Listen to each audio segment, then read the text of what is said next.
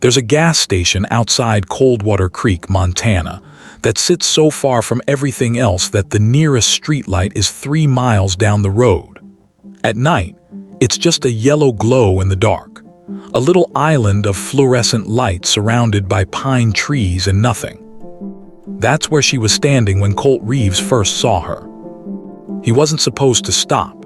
He had 2 7-year-olds asleep in the back of his truck, a cracked tailgate, and 14 miles of unpaved road still between him and home. He'd gone into town for chicken feed and propane, and he was already running late because Della at the hardware store had wanted to talk about her son's baseball game for 20 minutes, and Colt hadn't known how to leave without being rude. He was almost past the gas station when he saw her. She was sitting on the concrete curb next to the air pump, not crying, not on a phone, just sitting there with a backpack between her knees and both hands flat on the ground beside her, like she was trying to feel something solid. She had a jacket that was too thin for April in Montana, and her hair was loose and damp from the drizzle that had been falling since around 4. Colt pulled in. He didn't know why exactly. He would say later that it was just, you don't pass someone like that. Not out there. Not at that hour. You don't see a person sitting alone in the rain outside a closed gas station at 9:30 at night and keep driving. At least, he didn't. He rolled down his window. You need help. She looked up. She had dark eyes and a face that was tired in a way that went deeper than just one bad night. She looked at him the way people look at strangers when they're deciding whether to trust the situation or run from it. My car broke down, she said. About a mile back. I walked here, but the station's closed. I can see that. He looked at the dark windows, the chain on the door handle. You got someone you can call. She looked down at the backpack. My phone's dead. Colt sat there for a second. In the back seat, one of the twins, Birdie probably, she was always the restless one, shifted and made a small noise and went quiet again. I can drive you somewhere, he said. Town's about 11 miles east. There's a motel. She looked at the truck. She looked at him. She looked at the trees at the edge of the lot like she was weighing something. I don't have money for a motel, she said. It wasn't embarrassed the way some people say it. It was just flat, a fact. Colt nodded slowly. He looked out at the road. The drizzle had picked up a little and was starting to come down at an angle. All right, he said. My name's Colt Reeves. I live up on Arrowhead Ridge. I've got a spare room and a wood stove, and you can sleep there tonight and we'll sort out your car in the morning. She stared at him. I'm serious, he said. I've got 2 kids in the back seat. I'm not anybody scary. I just can't leave you here. She looked in the back window. She could see the 2 small shapes bundled under a fleece blanket. She stood up, picked up her backpack, walked around to the passenger door. Her name was Nora Vass. She didn't say much on the drive. That was all right. Colt wasn't much of a talker himself, and the road required attention. The rain made the unpaved section slick, and the truck's headlights only did so much against the dark. She looked out the window the whole way, at the pines, at the sky, which had no stars, at the occasional shapes of deer at the road's edge, their eyes catching the light for just a second before they disappeared back into the trees. When they pulled up to the house, a big, square, timber-frame thing with a porch light on and smoke coming slow from the chimney, she let out a small breath, like she'd been holding it. It's warm inside, Colt said. I'll get the girls. He carried Birdie. Nora, without being asked, scooped up Hazel and followed him inside. She did it naturally, the way you do when you've held a sleeping child before. She adjusted Hazel's head so it rested against her shoulder properly. Colt noticed that. He put them both down in their room without waking either of them, pulled the blankets up, turned on the little fish tank nightlight that Birdie needed or she'd wake up scared at 2 in the morning. When he came back to the kitchen, Nora was standing at the sink. She'd filled a glass of water and was drinking it slowly, looking out the dark window above the faucet. He made tea. She sat at the kitchen table. He showed her the spare room, small, clean, a quilt that his mother had made, a window that looked out toward the east pasture. She said thank you, she meant it, he could tell. He said good night and went to bed. In the morning, he came downstairs at 6 to find her already awake. She'd made coffee. She was sitting at the table with both hands around a mug, watching the early light come in through the kitchen window. The window faced east, and at that hour the sky behind the mountains was going pink and pale orange, and the pasture was still gray with frost. She looked like she fit there. Colt pushed that thought away immediately. That was a stupid thing to think. "Morning," he said. "Morning," she nodded toward the coffee. "I hope that's okay, I found everything." "That's fine." He poured a cup and stood at the counter. Outside, the horses were moving in the near field. He could hear them. "I should tell you something," Nora said. He looked at her. "I wasn't just broken down." She said it to the window, not to him. "I mean, the car did break down, that part's true, but I wasn't going anywhere particular, I just left." She paused. "Cheyenne. I left Cheyenne 3 days ago and I've just been driving north." Colt waited. "I don't have anywhere I'm going," she said. "I want to be straight with you about that, in case it changes things, about the car and about whatever the plan was." He looked at her for a moment, then he looked out the window. "Doesn't change the car needing to be towed," he said, "and it doesn't change you needing breakfast." She finally looked at him then. Something in her face shifted, not quite relief, not quite gratitude, something quieter than both. The girls came downstairs at 7:15, which was late for them. They usually barreled down like small thunderstorms, but this morning they came around the corner of the kitchen doorway slowly, side by side, shoulder to shoulder the way they always were, and stopped dead when they saw Nora. Birdie had one sock on and one sock off. Hazel was holding a stuffed rabbit by one ear. Both of them stared. Nora looked up from the table. She smiled. It was a real smile, not the big, forced, bright kind that adults sometimes use on kids they don't know. Just a calm, honest, you're not in trouble kind of smile. "Hi," she said. Hazel said nothing. Birdie said, "Who are you?" "Nora, my car broke down last night. Your dad let me stay." Birdie considered this for a moment with the gravity of a small judge. "Where's your car?" "About a mile down the big road." "The muddy one?" "That one, yeah." "That road is really bad," Birdie said, with the authority of a child who has had several lectures on this exact topic. "Daddy always says it needs gravel." "I agree with your daddy." Birdie walked to the table and sat down across from Nora, just like that. No warning. Hazel stayed in the doorway a moment longer, watching, and then she walked over and sat down too, close enough to Birdie that their arms were touching. Colt was at the stove. He started cracking eggs. He watched them in the reflection of the window. Birdie was talking. She talked to everyone eventually, but not usually this fast. She was telling Nora about the horses, about the big one named Sergeant who bit, about the smaller one named P who didn't bite but was sneaky in other ways. Nora was listening, actually listening, not doing the polite, half-present nodding that adults do. She was asking follow-up questions. She wanted to know what sneaky meant specifically for a horse.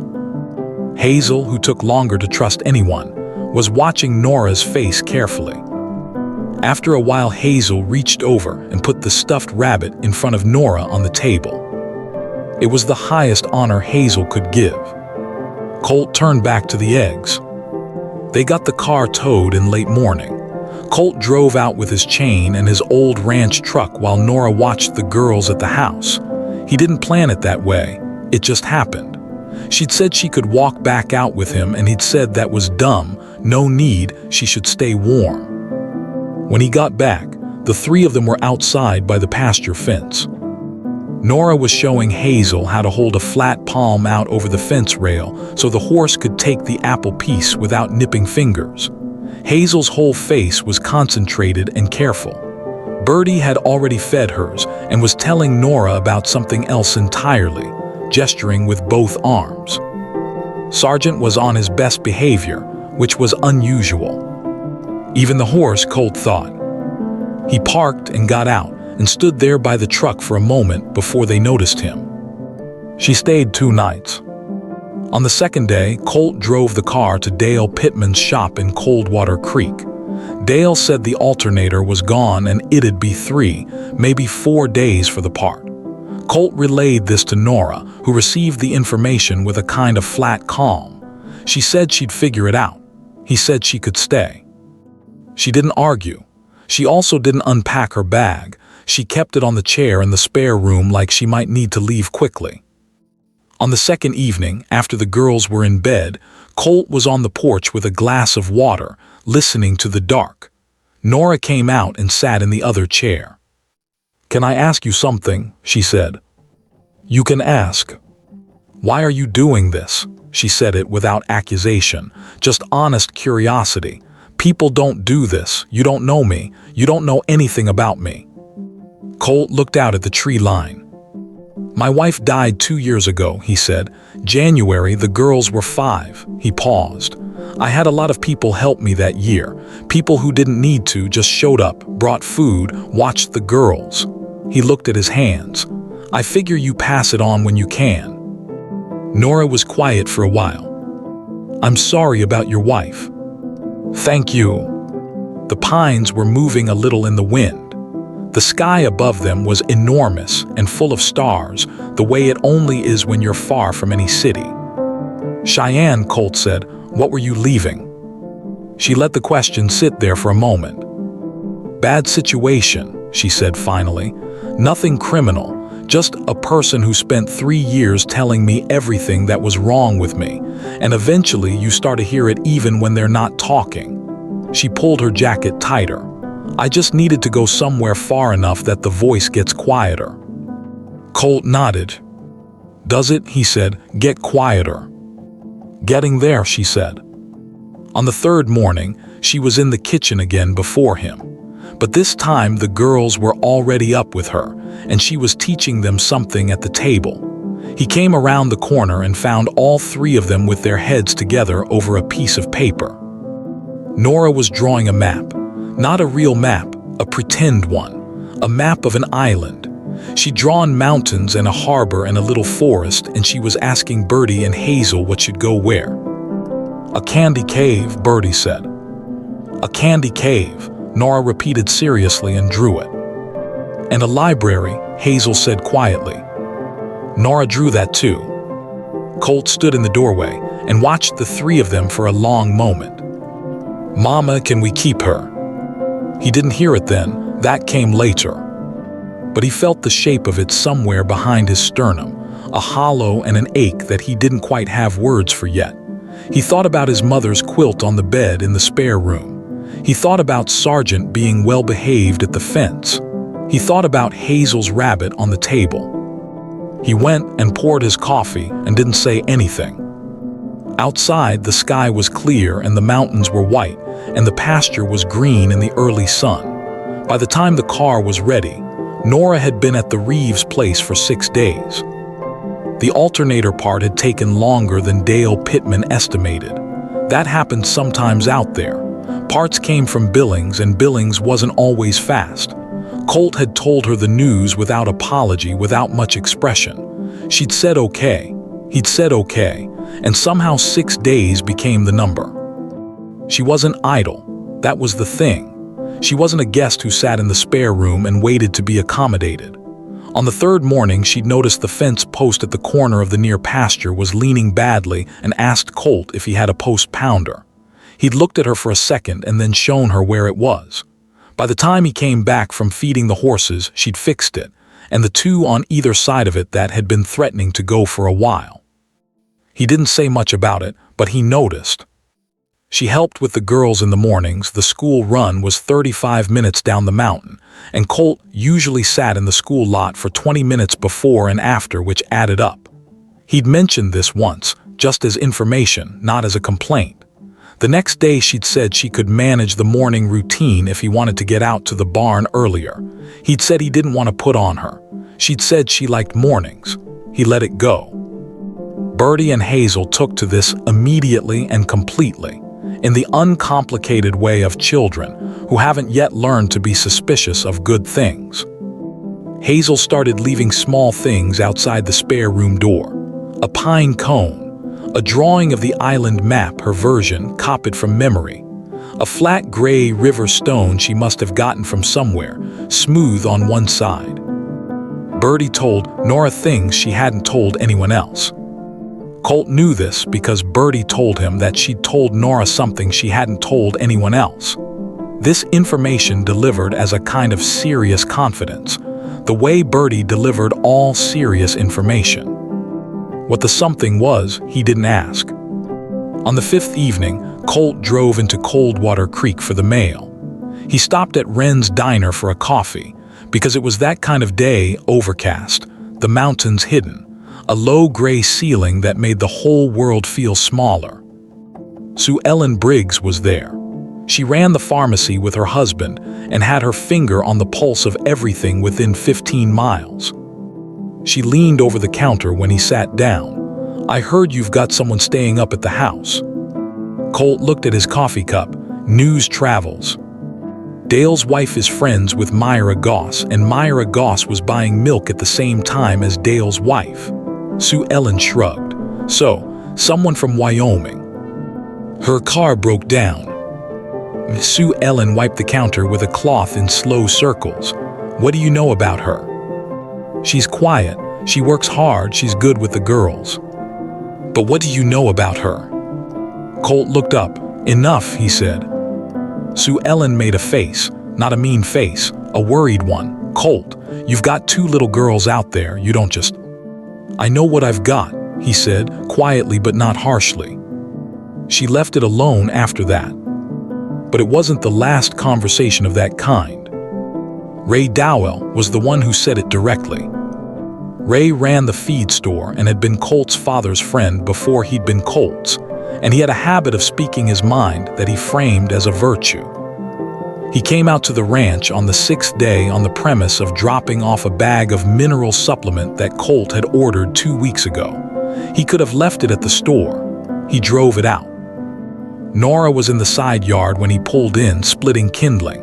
She had a good, clean stroke, no wasted motion.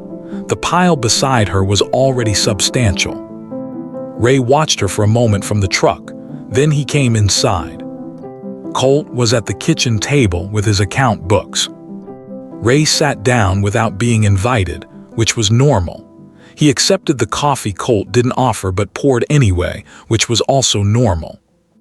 "That her?" Ray said, nodding toward the window. "That's her." Ray was quiet for a moment. He drank his coffee. Then he said, "You don't know the first thing about where she came from or what she's after." "She's not after anything," Colt said. "How do you know that?" "Because I've been watching her for 6 days, and she fixes fence posts and splits wood and reads my daughter's stories at bedtime.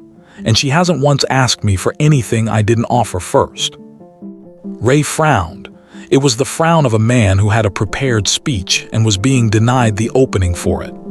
"There are people," he said carefully, "who are very good at seeming a certain way." "There are," Colt agreed. "And I've also met people who are exactly what they look like and had hard lives and nobody gave them a reason to trust anyone and they're just trying to get somewhere quiet." He closed his account book. "I don't know which she is for certain, but I know which one she seems like. And out here, sometimes that has to be enough." Ray looked at him for a long moment. Then he looked out the window at Nora. She'd finished the kindling and was stacking it against the side of the house. "She'd do that on her own," he said. "I didn't ask her to." Ray finished his coffee and left. Colt didn't tell Nora about either of those conversations. She would have found out about Ray's one way or another, though, because Coldwater Creek was small. And the thing about small towns is that they protect their own, which is a kindness, and they watch their own, which can feel like something else. She found out from Lucy Parr. Lucy ran the post office and had also been in Wren's diner when Colt and Sue Ellen had their exchange. Sue Ellen hadn't been speaking quietly. Lucy was a fair-minded woman, but she was also curious, and she drove out to the Reeves place on the 7th day with a box of letters that could have waited, honestly, another few days. Nora answered the door because Colt was in the south pasture. Lucy looked at her for a moment on the doorstep. Then she said, "You're the one people are talking about."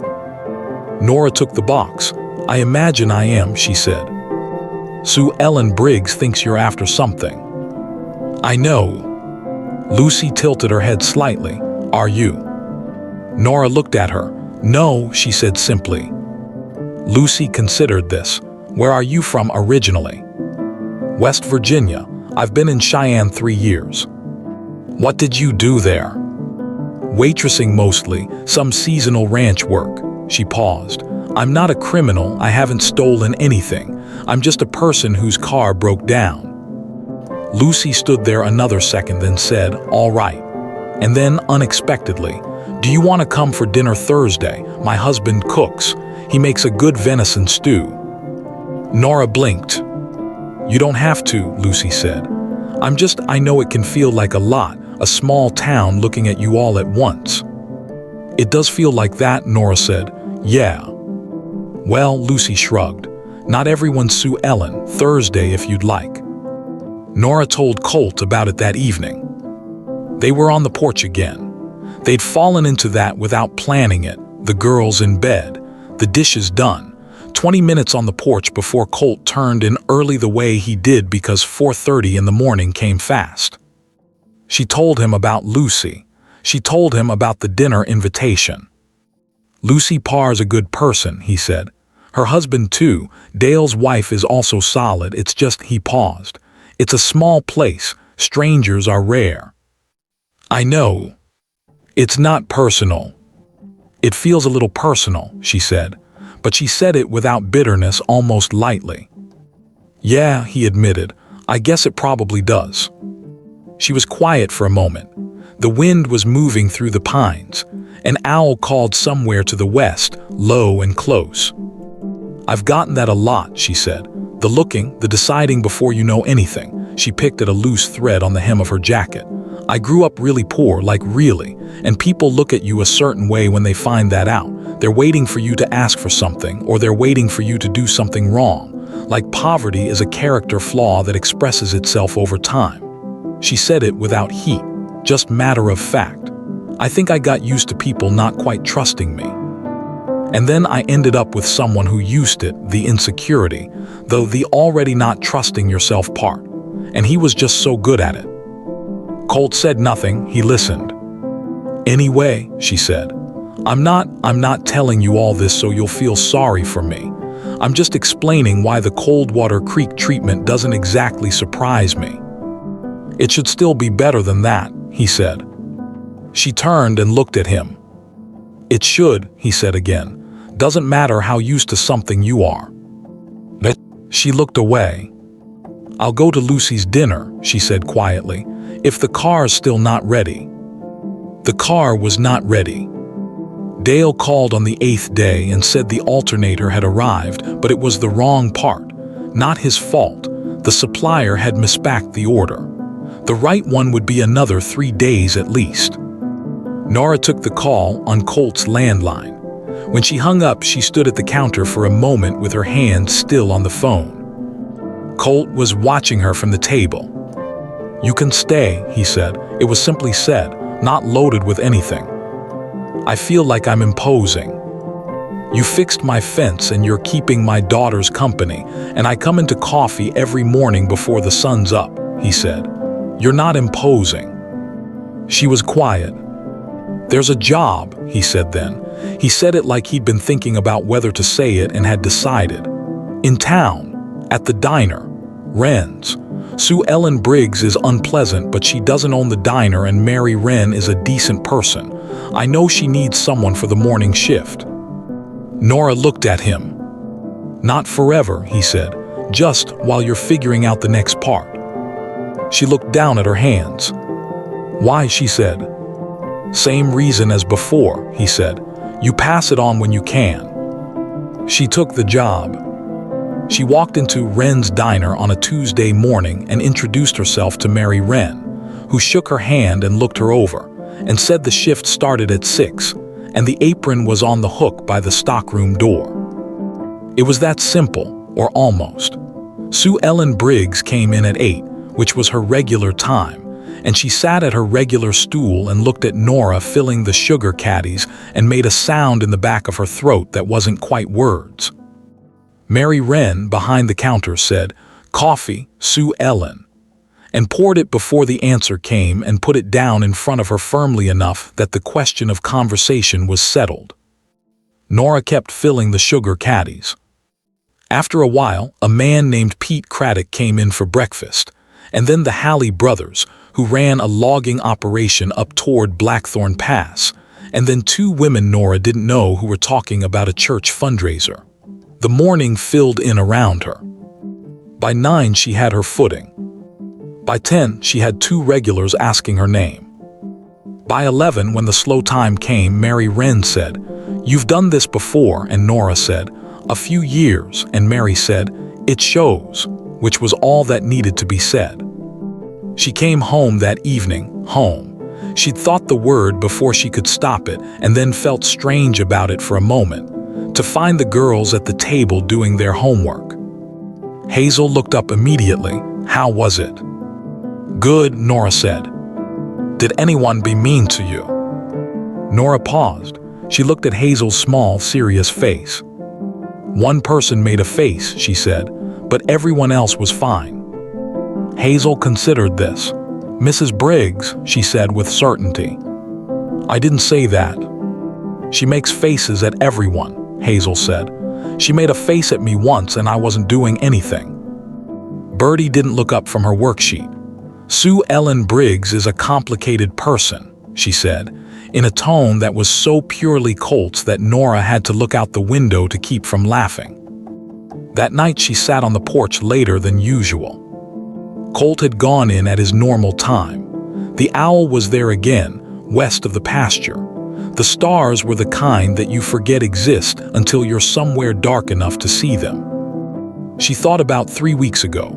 She thought about the highway outside Cheyenne, the way the flatlands feel when you're driving away from something open and terrifying, and underneath the terror, a little like breath.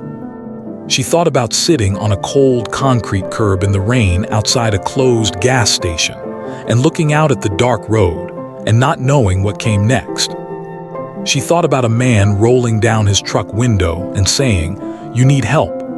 Not in the way people ask that sometimes, performative, looking for credit. Just straight and simple, and already expecting to help if the answer was yes. She sat there for a long time.